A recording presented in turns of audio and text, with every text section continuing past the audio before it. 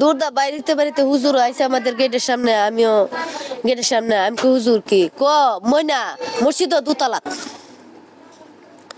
তাড়াতাড়ি চলেন, আপনি মা আপনি যান, আপনার মেয়ে উলঙ্গ অবস্থা, তাড়াতাড়ি গিয়া ঘুরেন। আমি উলঙ্গ দেখা ধরছি না।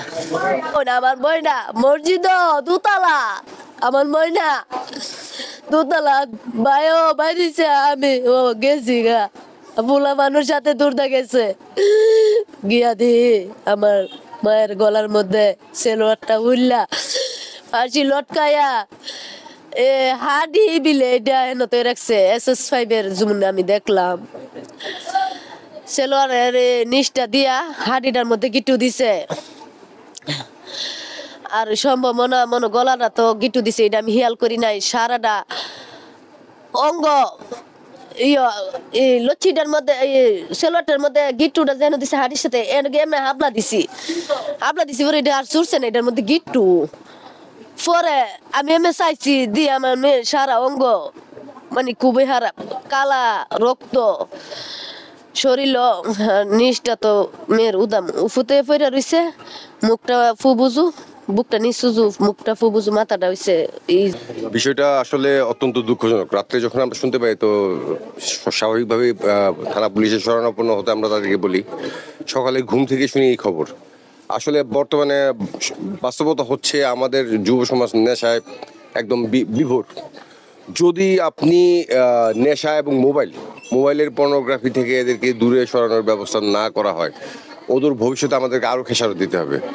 আমার কথা হচ্ছে এটাই যে পরিবারের সন্তানটা আজকে দুনিয়া থেকে চলে গেছে এবং এত বড় একটা মর্মান্তিক পৈশাচিক ঘটনার মাধ্যমে, আমি চাই প্রশাসন সুষ্ঠু তদন্ত করে দোষী ব্যক্তিকে শনাক্ত করুক এবং দৃষ্টান্তমূলক একটা শাস্তির ব্যবস্থা করুক, যেন ভবিষ্যৎ তরুণ প্রজন্ম বা যেই যারা জড়িত এই ধরনের অপরাধের সাথে সম্পৃক্ত না হয়। আমি আশা করব সাংবাদিক সমাজ থেকে আমাদের সুশীল সমাজ এবং পুলিশ প্রশাসন এই ব্যাপারে সোচ্চার থাকবেন। এটা হারানো যাওয়ার পরে আবার সকালে বলেছে যে মেয়েটাকে মারা গেছে হাবলিপাড়া মসজিদের 2য় তলায় পাওয়া গেছে। বক্তব্য পড়তে ছাত্র বলে আমরা সরাসরি আর কি বক্তব্য পড়তে বলে মানে দেখছে আর কি একটা মানুষ বেরিয়েছে এই ঘটনা। আচ্ছা, এই মসজিদ তালা থাকে না? মসজিদ তালা থাকে, তালার ভিতরে এরকম ঘটনা খুব সম্ভবত আমার যতটুকু জ্ঞান, আমি তো মুয়াজ্জিন করছি আর মাদ্রাসা মসজিদে, আমরা তো আদর করি মসজিদের গেট খুলে দিই মুসলিম আদর, খুব সম্ভবত আমরা এতটুকুই আর কি। কালকে মাদ্রাসা পাইছে, মাদ্রাসা তাই আপনার গোসল করছে, গোসল করে দিনের 3টার সময় হাওয়া দাওয়া করতে পারি। আপনার সবসময় তো হারিলাল হলো ধরা ফেলানোর সাথে সন্ধ্যার আগে করে যায়। আপনার সারাদিন আর হোস্ট করছে না, এই আচারের পরে আপনার কোথাছে ময়না দিন 3টার সময় বাড়িছে, মোটামুটি আইছেন পরে আপনার বুঝলিয়া করতে পারিছে। বাইরে আপনার আমরা সন্ধ্যার পরে মাইকেল লস করেছি, মসজিদের মাইক দিয়ে লস করেছি, ডিসকা দিয়ে লস করেছি, লস করে আপনার কোনো খোঁজ করতে পরে না পারে আমরা 11টার পরে থানা আসছি। থানাতে আমরা কাগজটা রেডি করতে একটা বাজে, একটা সময় রেডি করে আবার কইছে আপনার বাড়ির ইচ্ছে কথা বলে বিচারে, পরে আবার বিচারলাম, সেটা পাইলাম না। পরে রাত 3টা 3:30 সময় সবাই করে চলে গেছে। সকালবেলা মধ্যে বলতেছে বাইরে পাইছি তো, কই পাইছেন? চাঁদের উপরে লাশ পাইছি। পরে আমার এক ছাত্র ভাই, আমি ঘুমাইছিলাম, সবাই তো ঘুমার 4-5টা টাইম, আমি ঘুমাইছিলাম, পরে গিয়া করতেছে লাশ পাইছি। আমি যেতে আমার ছাত্র দুদল আমার লেছি, ওই যে গোলার মধ্যে কামিজটা দিয়ে আপনার ওই যে সেলরটা দিয়ে দিচ্ছে, আর আপনার ওই ফায়ার সাথে বান্ধা রাখছে। আপনাদের কি কাউকে সন্দেহ হয়? না, আমাদের কোনো সন্দেহ, জায়গা সংক্রান্ত ঝামেলা, এলাকায় কোনো ঝামেলা?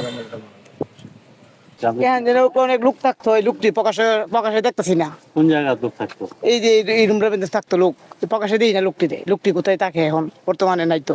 মানে এই পাঠাগারে? হ্যাঁ, এই পাঠাগারটা থাকতো, লোক সব সময় থাকতো। কতজন লোক থাকতো? 3-4 জন দেখতাম, অনেক সময় আসা যাওয়ার মধ্যে দেখতাম 4-5 জন লোক থাকতো, অনেক সময় 3 জন 4 জন থাকতো। এই লোকটি আছে প্রকাশে তো নাই। প্রকাশে বাড়ি কোথায়?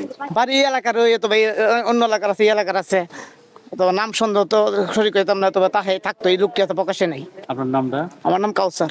বাড়ি কোথায়? বাড়ি পোস্ট অফিস পাড়া। কি সকাল থেকে একবারও আসে নাই? না, দেখি না, প্রকাশে কোনো লোক দেখি না যারা থাকতো। গত রাতে 2টার দিকে মেয়েটার মা থানায় আসে, এসে নিখোঁজ জিডি করে। জিডি করার পরেই থানা থেকে একটা টিম বিভিন্ন জায়গায় খোঁজখবর নেয়, পাওয়া যায় নাই। আজকে সকালের দিকে, ভোরের দিকে 6টা সাড়ে 6টার দিকে ফোন আসে থানায় যে মসজিদের 2য় তলায় একটা লাশ পাওয়া গেছে। তারপর থানা থেকে টিম যায়, আমি নিজে যাই, গিয়ে দেখি মসজিদের 2য় তলায় লাশটা উপর করা অবস্থায় ছিল। প্রাথমিকভাবে মনে হচ্ছে অবশ্যই মার্ডার, আর পোস্টমর্টম করার পরে আরও বিস্তারিত জানা যাবে। আর এদিকে আমাদের সিআইডি ক্রাইম সিন ইউনিটও আসতেছে, তারাও পর্যবেক্ষণ করলে বোঝা যাবে অন্য কোনো কিছু কিনা।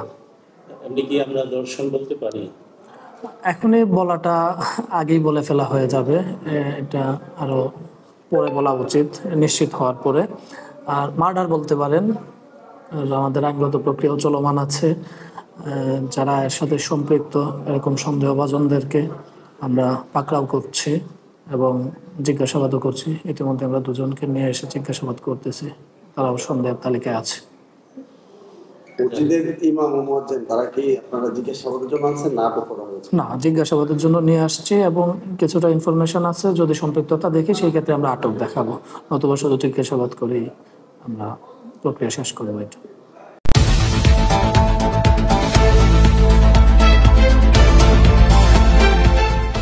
পূবের আলো, সত্য প্রকাশে দুর্বার সাহস।